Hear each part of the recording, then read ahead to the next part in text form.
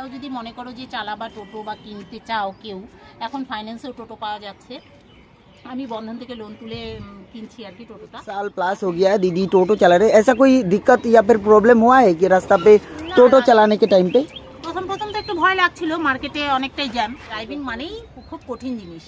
তো হাটে রাত্রি 10টার সময় আমি মাসির বাড়ি থেকে ফিরছিলাম। মহিলা টোটো চালক হিসেবে অনেকেই ভয় পায় গাড়িতে উঠতে, অনেকে না করে দেয় যে আমরা যাব না, অনেকে খারাপ নজরেও দেখে, অনেকে ভালো নজরেও দেখে। नमस्कार आप सभी को फिर से एक नए वीडियोस पे आप सभी का स्वागत है। चलिए काफ़ी अच्छा लगा दीदी से बात करके, तो चलिए एक बार देख लेते हैं दीदी कैसे चलाते हैं।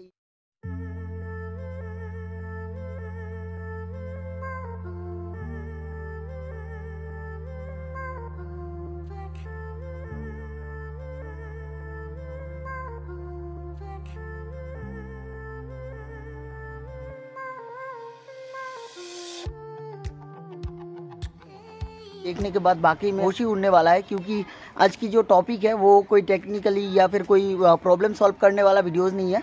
आज की इस वीडियोस पे मैं एक मतलब एक दीदी का जो जर्नी है, कैसे शुरू हुआ ये ई रिक्शा को लेके, मतलब कैसे चलाना स्टार्ट किए हैं, ये ई रिक्शा चला के कैसे मतलब अपना दिन गुजारते हैं, वो सब डिटेल्स में आज की इस वीडियोस पे बताने वाला हूँ। बने रहिए आज की इस वीडियोस पे। और पीछे जो देख रहे हैं ना, यही आप देख सकते हैं, ये दीदी है, बैठा हुआ है। दीदी सबसे पहले आप अपना नाम बता दीजिए। नमस्कार, हमारा नाम गोपा कुंडू। आपका वीडियोस मतलब सभी लोग देखेंगे, हमारे व्यूअर्स लोग आज के डेट पे 72 के प्लस सब्सक्राइबर है, तो सभी लोग देखेंगे। उन लोगों के लिए क्या कहना चाहते हैं जो ये जो आप टोटो चलाना सीखे या फिर अभी चला रहे हैं, ये कैसे और कहाँ से आप मोटिवेट होके ये चलाना सीखे, या फिर चला के आपका कैसा दिन गुजारा हो रहा, कितना महीना या फिर कितना साल हुआ है आप ये टोटो चला रहे हैं? এক বছর ধরে আমি টোটোটা চালাচ্ছি। আচ্ছা আচ্ছা। এক বছর আগে আমি এক কোম্পানিতে জব করতাম, প্রায় 12 বছর কোম্পানিতে জব করার পরে স্যালারি বাড়ালো না বলে আমি জবটা ছেড়ে দিয়ে বাড়ির লোকের সাথে ডিসকাস করে টোটোটা কিনলাম। টোটো কেনার পর আমার ভালোই চলে যাচ্ছে সংসার। এখন পরের চাকরি থেকে তো অবভিয়াসলি নিজের চাকরি ভালো। এখন সকালে মোটামুটি 11টার সময় বেরোই, 11টার সময় বেরোনোর পর 6টা অবধি আমি গাড়ি চালাই। 6টা অবধি গাড়ি চালানোর পর সন্ধে হলে আমি গাড়ি চালাই না, কারণ আমি মেয়ে মানুষ। মোটামুটি পরের চাকরির থেকে অনেক বেটার। কোনো দিন 700, কোনো দিন 800, কোনো দিন 900, 1000ও পার হয়ে যায় কোনো সময়। সেটা আমার নিজের বিজনেস তো, ব্যবসার উপরে নির্ভর। রাস্তায় যেরকম প্যাসেঞ্জার পাই সেরকমভাবে চলি আর কি। আর সব থেকে বড় ব্যাপার হলো, আমি বলবো যে আরও যদি মহিলা টোটো চালাতে চান বা চায়, অবশ্যই চালান। কেন কি খুবই সেফটি। এখন রাস্তাঘাটে পুলিশও আমাদের অনেক রকম অনেক প্রশাসন হেল্প করে, বা এখন রাস্তাঘাটও অনেক ভালো। এখন রাস্তাঘাটে কোনো প্রবলেম নেই। অনেক মহিলা, প্রায় শিলিগুড়িতে 200 জন মহিলা টোটো চালক আছে বর্তমানে। আমি বলবো কেউ যদি টোটো চালাতে চায়, কেউ যদি মনে করে যে না আমার ফ্যামিলিতে কোনো রকম কোনো প্রবলেম আছে, আমি টোটো চালাবো, টোটো কিনে চালাবো, তাহলে খুবই ভালো। নিজস্ব কাজ তো সবসময় ভালো থাকে। পরের চাকরি থেকে নিজের চাকরি খুবই ভালো। নিজের ইচ্ছে মতো বেরোও, নিজের ইচ্ছে মতো কাজ করো, 200, 500 যাই চলে আসে, কেউ বলার নেই। এখন আমি অনেকটাই ভালো আছি, মানে টোটো চালিয়ে অনেকটাই ভালো আছি। আমি বলবো আপনারাও যদি মনে করেন যে না টোটো চালাবেন বা টোটো কিনবেন, কোনো লজ্জার করে নিজের কাজ, কোনো লজ্জা নেই। লজ্জা করলে হবে না। পেটে যদি খিদে থাকে তাহলে অবশ্যই কাজ করে খান। ঘরে বসে থাকলে কেউ 5 টাকাও দেবে না। নিজের সংসার চালানোটা তো নিজের উপর। যদি কোনো মহিলা মনে করে যে না আমার সংসারটা আমার উপরে চলছে, যেমন আমি সিঙ্গেল মাদার। আমার ছেলে মোটামুটি যখন 3 বছর বয়স তখন থেকে আমি বাইরে কাজ করি। এখন টোটো চালাচ্ছি 1 বছর ধরে, আশা করি ভবিষ্যতেও চালাবো। তো আমি বলতে চাই যে তোমরাও যদি মনে করো যে চালাবা টোটো বা কিনতে চাও কেউ, এখন ফাইন্যান্সেও টোটো পাওয়া যাচ্ছে।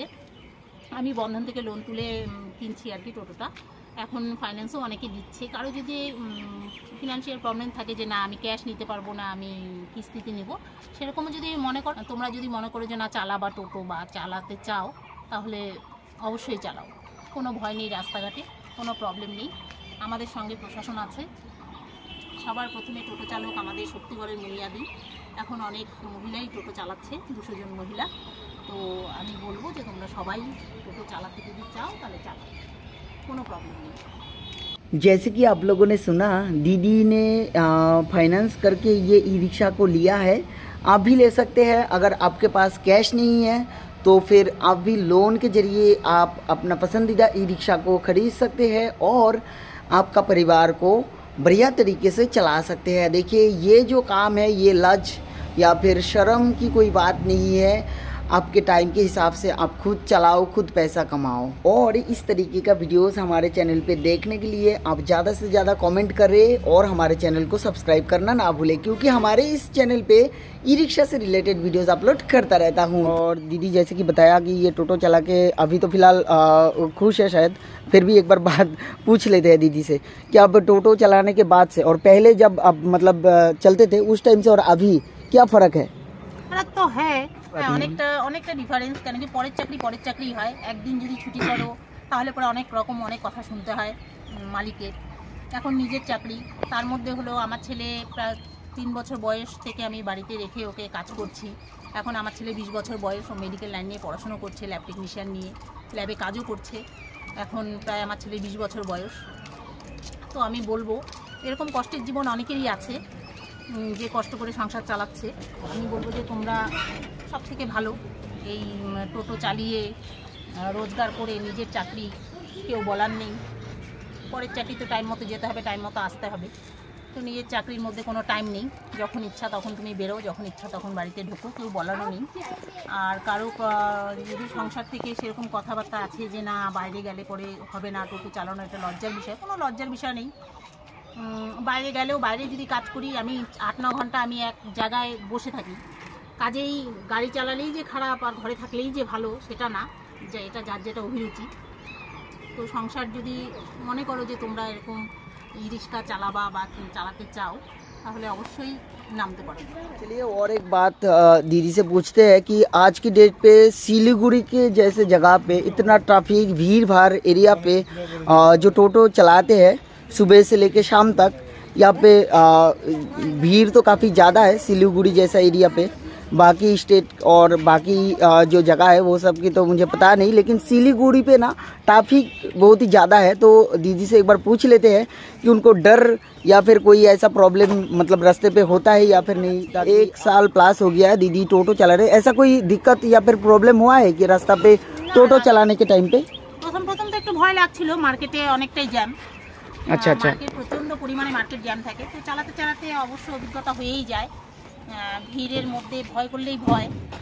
প্রথম যখন গাড়ি নিয়ে বেরোলাম তখন তো ভয় লাগতো, এখন চালাতে চালাতে অভ্যাস হয়ে গেছে, এখন কোনোটাই ভয় লাগে না।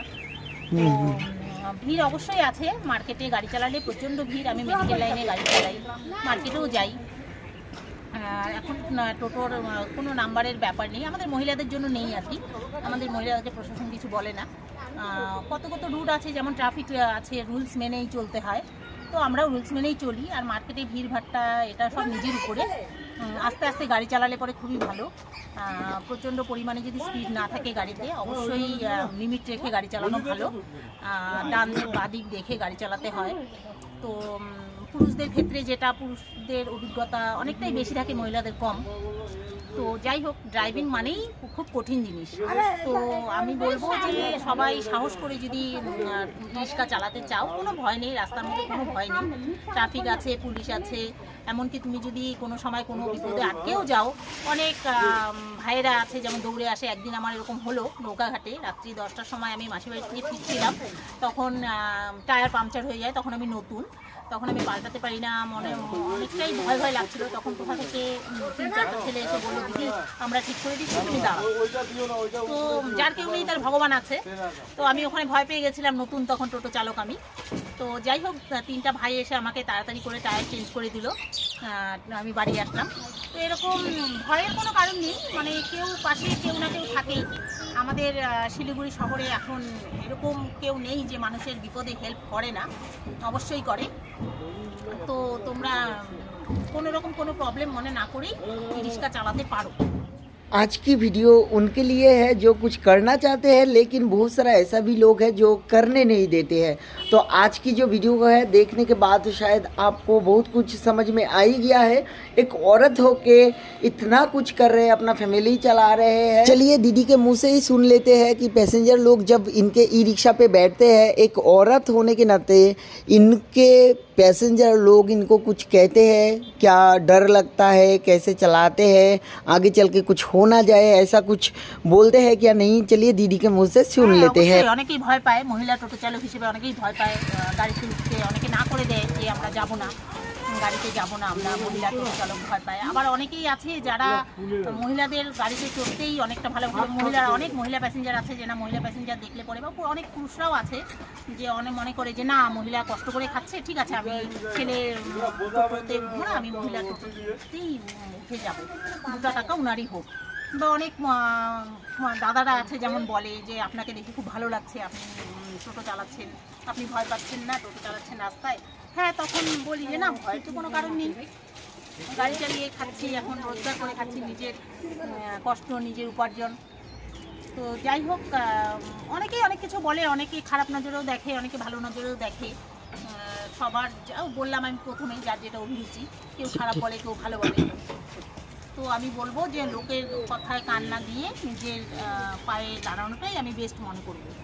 মানে কি কেউ কিন্তু দুবেলা খেতে দিবে না, কথা বললে অনেকেই বলে, কেউ না খেয়ে থাকলে কেউ বলবে না তোমাকে এসে যে আসো একবেলা তোমাকে খাওয়াই।